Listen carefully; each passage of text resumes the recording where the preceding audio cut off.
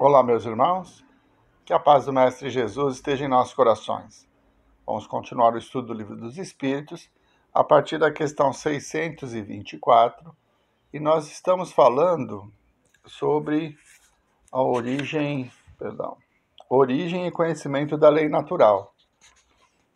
Agora, nessa questão, ele vai abordar sobre os profetas, né? As pessoas que, em nome de Deus, vêm nos instruir, né? Vamos lá? 624. Qual o caráter do verdadeiro profeta? O verdadeiro profeta é um homem de bem, inspirado por Deus. Podeis reconhecê-lo pelas suas palavras e pelos seus atos. Deus não pode servir-se da boca de mentiroso para ensinar a verdade. Então, o profeta, ele é conhecido mais pelos seus atos. Conhece-se a árvore pelo fruto. Então ele vem nos ensinar, vem pregar as verdades de Deus, mas não só com palavras, mas também com exemplos. Pelo seu comportamento que nós vamos diferenciar as pessoas. Né? É preciso que tenhamos humildade, mas a minha igreja é a única que salva. Todos os outros são inferiores. Então, prega a humildade, mas age com orgulho. É só um exemplo. É assim que a gente vai identificando os mensageiros de Deus, aqueles que nos trazem boas instruções e que nos levam ao bom caminho. Qual o tipo mais perfeito que Deus tem oferecido ao homem para lhe servir de guia e modelo? Jesus. Então não tem outro modelo que não seja Jesus. As suas palavras, o seu amor incondicional, a sua resignação diante da nossa ignorância, da nossa imperfeição, naqueles tempos ainda de barbárie. Tudo isso demonstra a verdadeira pureza, né? A pureza de coração, que é a que Jesus possui e que veio nos ensinar através de palavras e atitudes. Então, Jesus é o nosso modelo, nosso guia. Não existe outro que o substitua. E Kardec comenta: para o homem, Jesus representa o tipo da perfeição moral a que a humanidade pode aspirar na Terra. Deus nos oferece como o mais perfeito modelo, e a doutrina que ensinou é a mais pura expressão de sua lei, porque sendo Deus o ser mais puro que já apareceu na Terra, o Espírito Divino o animava. Se alguns dos que pretenderam instruir o homem na lei de Deus algumas vezes o desencaminharam, ensinando-lhe falsos princípios, foi porque se deixaram dominar por sentimentos demasiado terrenos e porque confundiram as leis que regulam as condições da vida da alma com as que regem a vida do corpo. Muitos deles apresentam como leis divinas o que eram simples leis humanas, criadas para servir às paixões e para dominar os homens. Então nós temos essa característica, né, que Kardec descreve, do domínio. Então, Jesus nos trouxe essa condição de elevação. O Sermão da Montanha nos dá os nossos desafios nessa atual encarnação, nesse momento evolutivo que nós nos encontramos. Então, ele nos dá esse parâmetro lá no Sermão da Montanha, tudo aquilo que nós precisamos mudar em nós. E é essa verdade que nós precisamos seguir. Tudo aquilo que contradiz o Evangelho não pode ser aceito. Então, não existem privilégios, não existem anjos nem demônios. Existem pessoas mais ignorantes e outras mais esclarecidas. Não existe ninguém que tenha a chave de nos levar à felicidade, senão nós mesmos, pelas mudanças no nosso comportamento e no controle dos nossos sentimentos. Então, todas as religiões que nos aproximam do Pai têm que passar pelo Evangelho do Cristo. Mesmo aquelas que são diferentes do cristianismo, né? Como você tem as religiões orientais, você tem o muçulmano, que também é uma religião oriental, né? Todas elas têm uns princípios muito semelhantes. da bondade, da caridade, do respeito, do amor a Deus, todas elas trazem essa base porque elas têm origem em Deus. Então, tudo aquilo que nos leva ao amor a Deus sobre todas as coisas e ao amor ao próximo, exemplificado pelo Cristo, ela é a continuação ou a prática da lei de Deus. Então, Jesus, ele caminhou sobre a terra e vivenciou todas as experiências relacionadas à humildade, ao amor ao próximo, ao amor incondicional, indistinto. Tudo isso ele nos trouxe, por isso ele é o modelo que nós precisamos seguir. 626. As leis divinas e naturais só foram reveladas aos homens por Jesus? Antes dele, as pessoas só as conheciam por intuição? Já não dissemos que elas estão escritas por toda parte? Todos os homens que meditaram sobre a sabedoria puderam compreendê-la e ensiná-la, desde os séculos mais remotos. Por meio de seus ensinos, mesmo incompletos, prepararam o terreno para receber a semente. Estando as leis divinas escritas no livro da natureza, o homem pôde conhecê-las quando quis procurá-las. É por isso que os preceitos que elas consagram têm sido proclamados em todos os tempos pelos homens de bem. E é também por isso que encontramos os seus elementos na doutrina moral de todos os povos saídos da barbárie, mesmo que incompletos ou desfigurados pela ignorância e pela superstição. Então vemos que as leis de Deus, elas não foram trazidas pelo Cristo, elas foram vivenciadas pelo Cristo. Elas sempre estiveram presentes, né? Nos dando condições de aprender. Elas estão inseridas na nossa consciência e que à medida em que vamos evoluindo moralmente, nós vamos tendo acesso ou compreensão dessas leis, conseguindo discernir o que é certo do que é errado.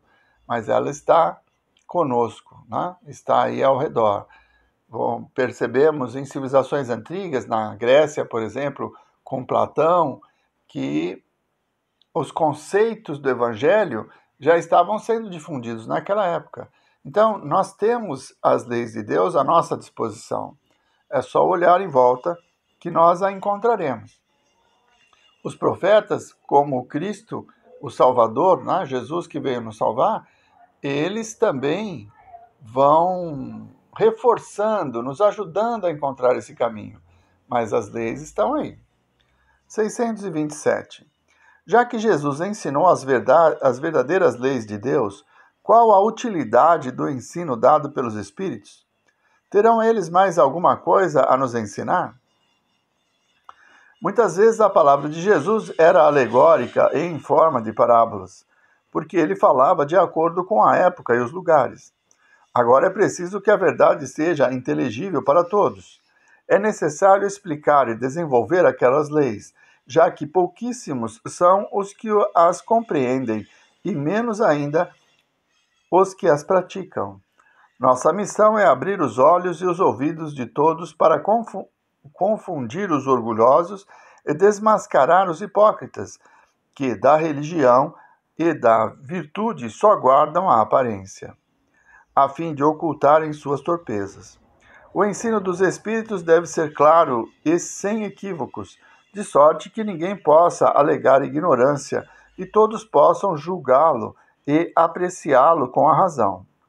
Estamos incumbidos de preparar o reino do bem anunciado por Jesus. Daí a necessidade de que ninguém possa interpretar a lei de Deus ao sabor de suas paixões, nem falsear o sentido de uma lei toda de amor e de caridade. Dizer que Jesus foi um divisor de águas na humanidade é uma perda de tempo, isso é uma realidade. O amor do Cristo, a sua forma de agir, o seu exemplo marcou a civilização humana e ainda está nos levando a um caminho de redenção.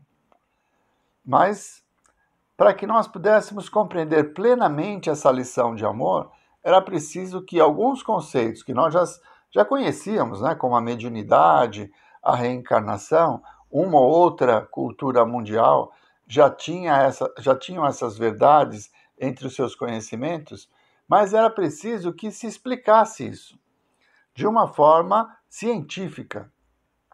Por isso, o Espiritismo é pautado nos 3 pilares. Ele é uma filosofia trazida por este livro, né, o Livro dos Espíritos, é um livro de pensamentos, de ideias. Ele é uma ciência porque, através do Livro dos Médiuns, é possível que nós percebamos os instrumentos adequados e de que forma existe esse intercâmbio entre o plano espiritual e o plano material. E também é uma religião, porque traz a revivência do Evangelho do Cristo. Então, essas relações que existem eram necessárias de acordo com a evolução da sociedade. Para que se compreendesse os fenômenos mediúnicos e tivéssemos um estudo sistemático e científico desses fenômenos, era preciso que a ciência dos homens evoluísse. Então, muito depois do Cristo, é que isso foi acontecer. Então, à medida que a criança cresce, ela vai galgando uma escola um pouco melhor. Nos primeiros passos, ela vai aprender o alfabeto, vai ser alfabetizada. Depois, ela vai ter contato com as ciências, com a história, e mais tarde esses conhecimentos vão sendo aprofundados. A mesma coisa acontece com a humanidade que está na Terra. Vai recebendo segundo a sua capacidade de compreensão. Quando a doutrina espírita vem e descortina a imortalidade, nos demonstra a reencarnação, nos demonstra a continuidade da vida, a inexistência do inferno e do paraíso, essa justiça de Deus através da reencarnação, quando fica patente a lei de causa e efeito, como Jesus nos disse, a cada um de nós é dado segundo as nossas próprias obras, e isso se verifica através da reencarnação, porque nascemos em condições diferentes, e isso não significa que uns são privilegiados e outros preteridos, mas que uns construíram uma condição para renascer melhor e outros ainda estão no caminho. Então, todos esses conhecimentos trazidos pela doutrina fortalecem e revivem o Evangelho. E como eu disse há pouco, lá no Sermão da Montanha estão os nossos desafios. E a doutrina espírita nos explica por que é tão importante que os vençamos e quando nós seremos bem-aventurados. Né? Porque se considerarmos uma única vida, fica complicado.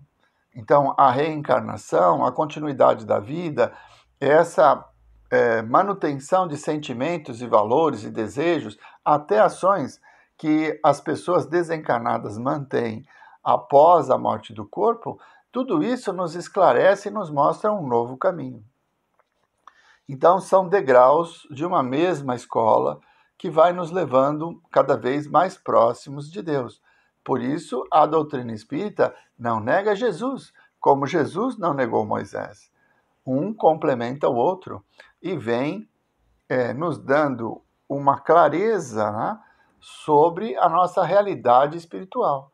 Por isso é tão importante e só pôde vir quando a sociedade estivesse madura o suficiente para compreendê-la. 628. Porque nem sempre a verdade foi colocada ao alcance de todos? É necessário que cada coisa venha a seu tempo. A verdade é como a luz. É preciso habituar-se a ela pouco a pouco, senão ela ofusca. Deus jamais permitiu que o homem recebesse comunicações tão completas e instrutivas como as que hoje lhe são dadas. Havia na antiguidade, como sabeis, alguns indivíduos que tinham a posse do que consideravam uma ciência sagrada, e da qual faziam mistério para aqueles que eram tidos como profanos. Pelo que conheceis das leis que regem esses fenômenos, deveis compreender que eles recebiam apenas algumas verdades esparsas dentro de um conjunto equívoco e, na maioria dos casos, emblemático. Entretanto, para o homem estudioso, não há nenhum sistema antigo de filosofia, nenhuma tradição, nenhuma religião a menosprezar, porque todos encerram germes de grandes verdades, que, embora pareçam contraditórias entre si, já que estão dispersas em meio a acessórios sem fundamento, são facilmente condenáveis, graças à chave que o Espiritismo vos dá de uma infinidade de coisas que até aqui vos pareciam sem razão alguma, e cuja realidade está hoje demonstrada de maneira incontestável. Não deixeis de tirar temas de estudo desses materiais. Eles são riquíssimos e podem contribuir bastante para a vossa instrução. Como foi dito na questão anterior, a humanidade foi recebendo acesso ao conhecimento à medida em que ela tinha condições de aprendizado, a condições de compreensão. Então, é dessa forma que nós vamos educando os nossos filhos. Vamos oferecendo a ele a escola apropriada à sua idade. Também o Pai, que é o Senhor de todo o universo, nos proporciona os mesmos meios. Vamos parando por aqui. Na semana que vem, retomamos pela questão 629, o bem e o mal. Vamos à prece?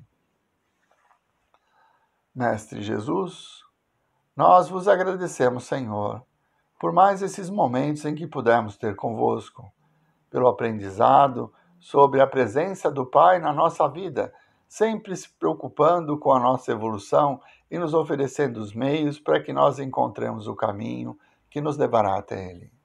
Muito obrigado, Mestre Jesus. Muito obrigado, meus irmãos. Uma boa semana a todos.